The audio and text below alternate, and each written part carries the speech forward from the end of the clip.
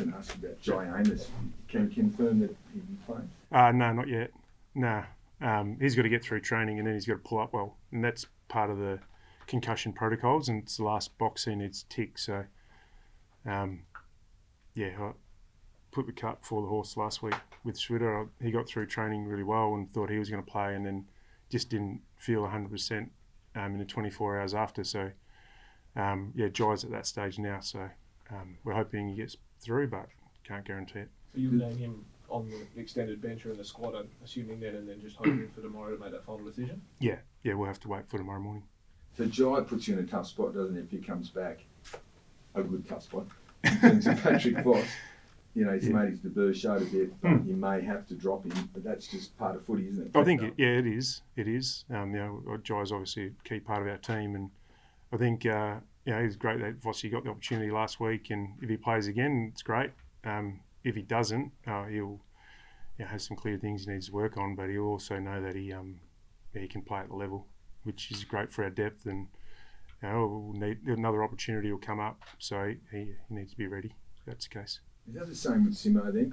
Or is he more advanced? Because it feels like Simo's the sort of bloke you want in the team, and the Switter comes in as well. Does that put pressure on you? Rest Sonny, or is there something else you can do? We're not going to rest anyone, but yeah, it'd be a bit of a squeeze in our forward half. You're right. We want to keep trying to give him some opportunities, and we think he's got AFL qualities with his finish, and probably something we're missing in our front half. So we need to get that balance right. But Freddie came back in last week and did a good job, and Tommy and Banners playing good footy as well. So it's a good problem to have. We'll see how it unfolds in selection. You just said you're not going to rest anybody, but just in the future of this season, do you think at some stage, given Nat's history, you might have to look at giving him an extra week or two off just to ensure that he's cherry ripe longer the season goes? Yeah, we'll consider that as the season unfolds. At the moment, he's coming off his best game in a long time, and he feels really connected to his role and his role within the group, and he's pretty keen to keep that going. So keep working out what that looks like. Over the course of the season, but I probably don't envisage him playing 23 games. Josh Draper, any update on him yet? No, he needs to get through training. He got a positive scan, so it's positive, but he's still got to get through training. They're a different forward line. They're a lot smaller. We saw him a few weeks ago against West Coast, and they now the one tall. So without Draper, does that necessarily mean you'll call on a Hugh Davies, or could you go a little bit smaller, maybe a Carl Warner, and try and use a bit more run at the end? There's a few options. Yeah, I don't 100% know what they're going to do with their team. They played 2 rucks last week. Kajitsky could come back in. Flowers doing a good job. So, we've probably been pretty firm with our structure of the team. So we like playing a couple of tall defenders.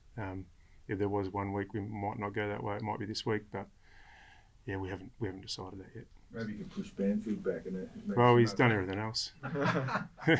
There was a interesting ladder actually I saw on Twitter this morning. It was an AFL injuries ladder, most games missed by players, and you guys were top of the ladder. I think it was 65 games of injuries were missing. It's probably your best 22. Does that sort of make you though proud of the depth that you've got? Obviously injuries are never nice, but you've been able to cover them quite well and still sit in a really good position at this point of the year. Yeah, and I think the structure of our team and making sure that we play the same system and the players are playing the same role down at Peel has been really important for that. Vossi came in and played the same role, so there's some familiarity there. We're not asking him to do anything different, so that helps. And we're building some competition for spots, which is critical if you want to be a good team. So it's tracking well at the moment. From the outside, it looks like Fyfe's tweaked his game a little bit. He's not taking them on as much. The physicality. He's in there and he's handballing a lot more. Is that something that you've sort of brought on, or it's a big combined thing, or? Well, it's a combined thing. Like, he's been well known to be a stoppage beast, but we've got other players who are good at stoppage as well. Caleb's a gun stoppage player. Youngie's a good stoppage player, really physical. So we don't rely on Fyfe to be the one guy in there and be the guy who's setting the scene for the physicality. I think we can spread the load there, and he's done a lot of work on his transition and his ability to cover the ground and get to the right spot. So I think he had 26 possessions post clearance on the weekend. So that shows that he ran smart, ran to smart spots to receive and win the ball post clearance. So yeah, he's evolving his game, and I mean that's what the Stars do. They always look to get better and evolve, and yeah, he's definitely one of those. What does it say to you when you see him turn back the clock literally to 2019, and like that was the last time he had that many possessions? Does that say something to you, or is that just?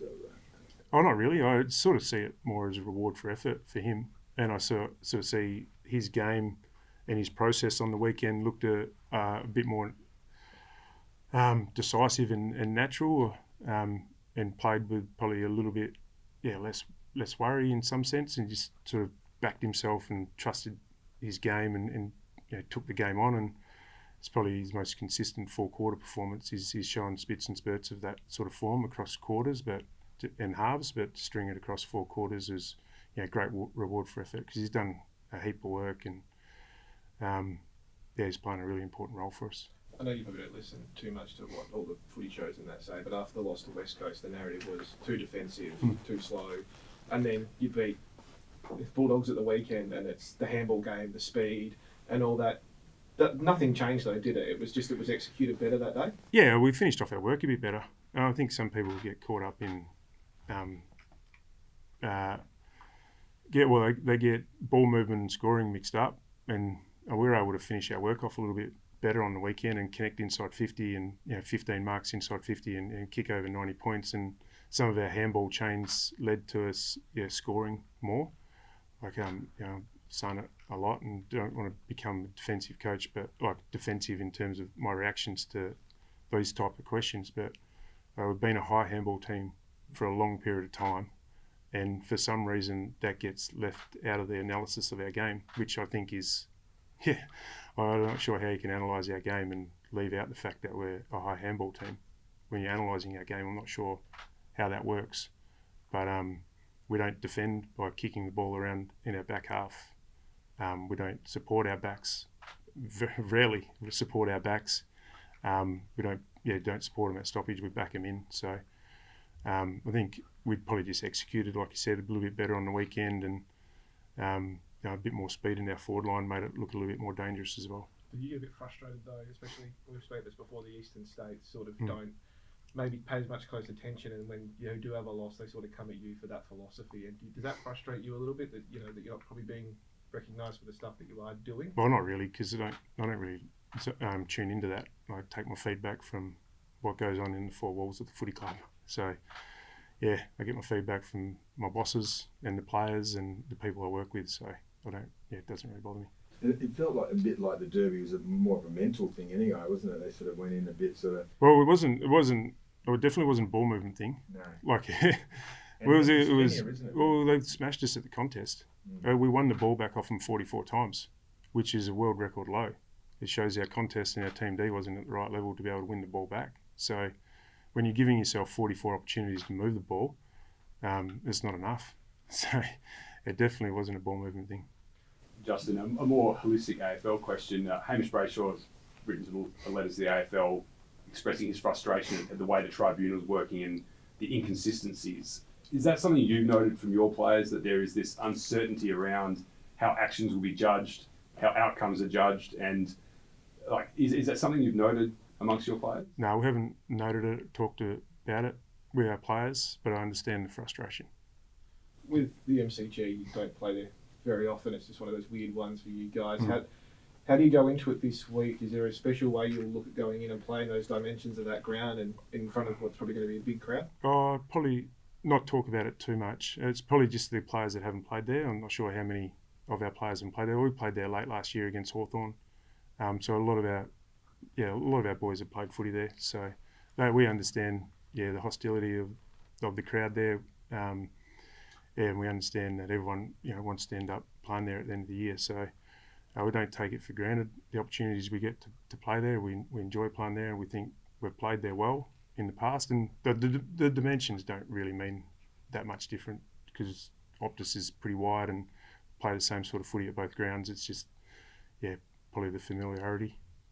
So we'll talk to our younger players and players who haven't played much footy there, but I think a lot of our more mature players have played there a fair bit.